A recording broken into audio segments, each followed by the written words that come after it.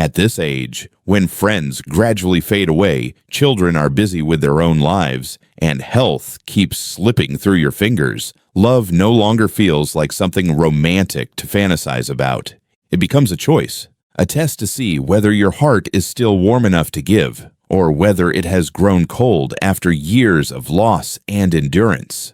Many will say, "You're too old for love," but only those who have walked through the shadows of loneliness truly understand. Sometimes just having someone quietly sit beside you, saying nothing, is enough to make you feel human again, not just a silent figure fading into the background of your own family. Love after 70 is no longer lively. There are no late-night texts, no impulsive words, no playful jealousy. It often begins with a very simple question: do I still have enough trust left to open up again?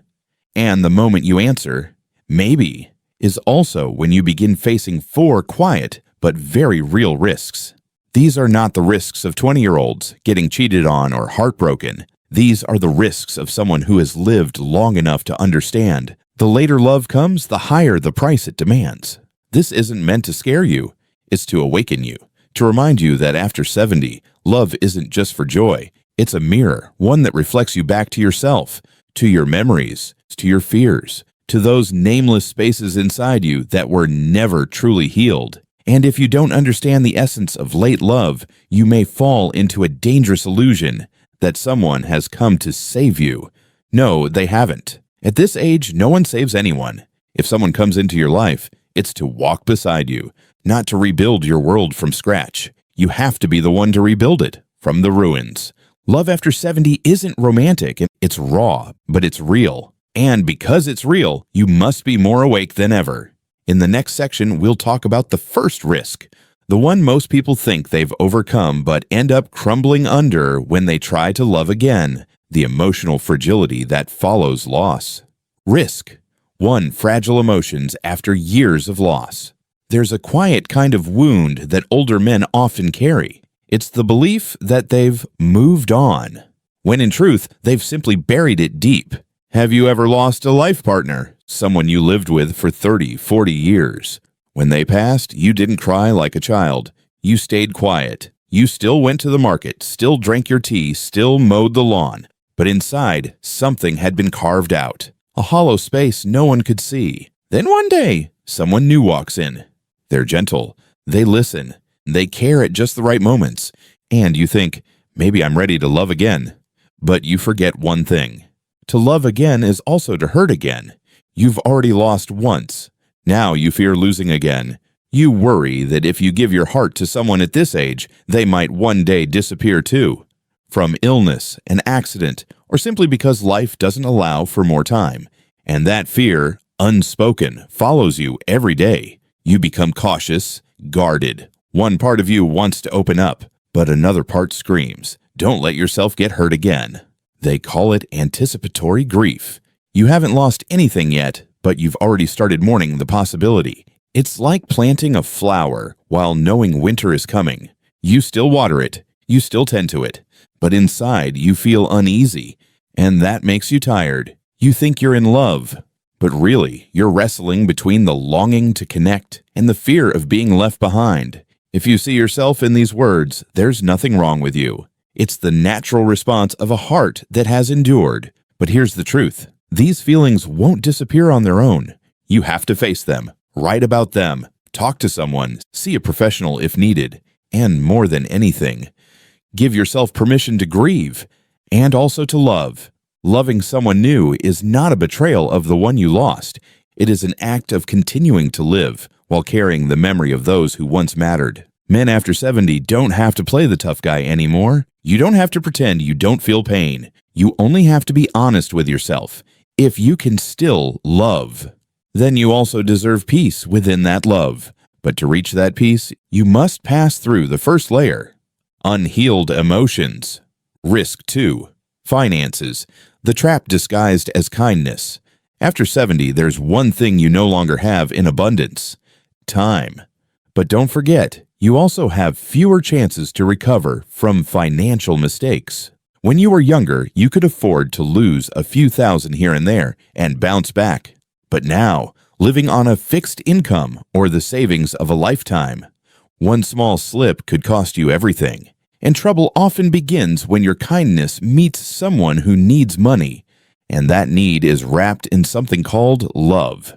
I've seen far too many older men fall into relationships with women in difficult circumstances. Debt, medical expenses, no pension, no home of their own. They feel compassion. They want to help. They think, I don't have that much time left. What's the harm in giving her a little support? It starts small. A few meals, some coffee, a little gift here and there, but slowly it turns into nameless obligations. Hospital bills, rent, car payments, even money wired to her grown children. No one's conning anyone, but the lines begin to blur. And you don't notice, because you're in love. This is the quiet financial trap of late love. There are no contracts, no threats, just you wanting to be good, wanting to prove you can still provide, so you slowly reach into your own pocket, over and over again. By the time your children find out, it's often too late. They begin to question things, to challenge you, sometimes even resent you. Some stop talking to you altogether, and suddenly you're stuck. On one side, the new partner. On the other, your family. You lose money, you lose face, and if it gets worse, you lose both. I'm not saying you shouldn't help someone you care about, but you must set limits. Love doesn't need to be proven with receipts. You don't need to pay to be loved. Before offering financial help, ask yourself, is this a one-time emergency or a long-term need? Am I helping out of love or out of guilt? Is this person willing to share responsibilities or just expecting me to carry it all? And most importantly, talk to someone you trust, a financial advisor, a reliable child, someone who will help you think clearly. Real love doesn't fear transparency. Generosity is a virtue. But after 70, you must be sharper than ever. You're not just protecting your money. You're protecting the respect others have for you, including your own self-respect. Risk 3. When someone new enters, the old ones feel pushed out. You might think that falling in love at this age is your personal business. Not quite. If you still have children, especially the ones who stood by you through the tough times, who took care of you when you were sick, then your new relationship won't feel like a private joy to them. It will feel like an earthquake in a world they thought they had figured out. Imagine this. For 10 years after your wife passed, your daughter was the one who took you to doctor's appointments. Your son fixed the wiring, tended the yard, and helped arrange memorials. The family revolved around the axis of Dad is the center. Now, suddenly, a new woman appears. She changes the dinner routine, suggests repainting the walls, gently comments on how you interact with your kids. You think it's no big deal, but to them, it feels like a violation. Many fathers have told me, I just wanted companionship. What's wrong with that? Nothing is wrong, but you've shifted the roles of those around you without telling them clearly. Your children may feel displaced. They worry that you're being influenced. They fear the new woman has other motives. But most of all, they're scared of losing you. It might sound irrational, but it's a deeply human fear. The fear of being replaced. The answer isn't secrecy, and it's not defiance either. You need clear, calm communication. Tell your children, you're not trying to replace their mother. You're not trying to break up the family structure. You're just looking for a friend, someone to walk with during these final chapters. And you want things to unfold gently, respectfully, not forced. Don't expect them to understand right away, but don't stop trying to help them see that this new person is not a threat. You are still yourself, and this love, if it exists, is something healthy, not something that erodes what came before.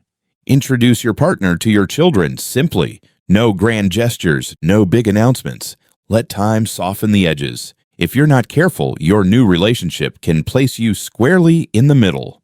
One side, the woman you care about. The other, your own children. But if you're steady enough, you can keep both. And more importantly, keep yourself. Risk 4. Losing your sense of identity. There's a kind of wound older men rarely speak about. The feeling of not knowing who they are anymore. When your wife passed, you might have believed your role as a husband ended. And yet, you kept wearing that role like an old coat, no longer fitting, but hard to throw away. You became a widower, a label others use to offer sympathy. And in that identity, you found a place to stand. A reason to live alone. A reason not to open your heart again. Then suddenly love returns, and everything is thrown off balance. You are no longer just a man who lost his wife, but not yet fully a man in love either. You feel like a traitor. Not to your late spouse, but to the image of yourself you've carefully protected for years. Loyal, unchanging, unwilling to move on. This isn't about fleeting emotions. This is an identity crisis. You're forced to face hard questions. Am I still the man I used to be? Do I have the right to feel joy again? If I live differently now, will my past be forgotten? You no longer carry the old roles. Not the husband, not the provider, not the man who held the family on his shoulders. But you haven't fully stepped into new ones either. And that in-between space, if left unnamed, can lead to unease, confusion, even depression. The solution isn't to retreat into your old self, nor is it to force yourself into a brand new persona. The answer is integration. You don't need to erase the past to step into the present. You only need to understand that the man you are becoming is a continuation, not a replacement. Old love isn't gone. It becomes soil dash, so that today you can grow something new. If you dare to face it, if you're willing to move forward, if you were once a devoted husband, now you can be a steady companion. If you were once a stern father, now you can become a father who listens first to yourself. Identity is not fixed. It shifts with how you choose to live. To love after 70 is not just to love another person. It is the journey of rebuilding yourself with deep respect for the past and courage to accept the future. If you've followed me this far, you already feel it. Love after 70 is not simple. It's not sweet or surprising like in the movies. There's no room for pretty illusions. It is a serious test for someone who has lived long enough to know exactly what they stand to lose. Let's review. The first risk is emotional. You open your heart again, but fear losing again too. The second is financial. You give from kindness, but sometimes forget to draw a line. The third is about family. You fall in love, but your children feel pushed aside. And the fourth, the deepest, is the crisis of identity, rebuilding yourself without being ready to shed your old skin. These aren't rare experiences. They are common truths, just rarely spoken aloud. But here's the thing. These risks aren't meant to stop you from loving. They are reminders that if you want to love at this age, you must be more mature than your emotions. There's no space for impulsive choices, no time to undo a mistake like you could at 30, and absolutely no reason to sacrifice your well-being just to hold on to a relationship that doesn't honor you. You can love. You should love. But be clear about your feelings. Are you still clinging to grief or truly ready? Be wise about money. Are you sharing or being taken advantage of? Be patient with family. They need time to accept this new chapter too. And above all, be honest with yourself. You're moving forward, not looking back. Someone once asked me, is it really worth it to love at this age? I don't answer with theories. I simply ask in return, do you want to live deeply or just exist? Because if you choose to truly live, then love is still the one thing that can warm the final chapters of your life. It doesn't need to be passionate. It doesn't need lifelong promises. Just someone to sit beside you, sip tea, listen to old songs, and share the silence without making you feel alone. After everything that's been said, the final question remains. So, should we still love? My answer is yes, but not with a dreamy heart, with a heart that has matured. Love after 70 is no longer a quest to fill a void. It's a conscious choice. A decision that you still want connection, still want companionship, still believe the days ahead are more meaningful when someone walks beside you. But love, at this age, can't be blind. You need to know clearly, what do you truly want? A companion or someone to patch a hole in your life? What do you truly need? A sense of peace or simply to feel needed again? What are you willing to give? And are you keeping anything for yourself? To love doesn't mean to surrender every boundary. You can open your heart and still hold on to your values. You can be gentle and still say no when you need to. You can share without carrying someone else's entire life on your back. And more importantly, you don't need everyone's approval. Your children may not understand. Your friends may mock you. Relatives may raise their eyebrows. But you are not living the rest of your life to please them. You are living because you know time is too precious to waste on half-hearted living. If you choose to love, love like a man who has known loss, yet still dares to trust. Love like someone who has fallen, but still stands tall. Love like someone who knows happiness doesn't come from perfection, but from sincerity and kindness, lived one day at a time. And if there is a woman who makes your heart go still, not in excitement, but in peace, in quiet, then don't hesitate. Hold her hand. No need for weddings, no need for declarations. Just walk slower together in the evenings. Ask each other how you slept, and share a smile every time a story from the past returns. Because in the end, what we seek is not someone who belongs to us, but someone who chooses to stay, every day, with their whole heart. Love after 70 is not a reward, and it's not a miracle. It is proof that a life still burning with warmth has never given up on believing in goodness. And if you can, offer love, not because you need it returned, but because you are finally ready to live true to yourself.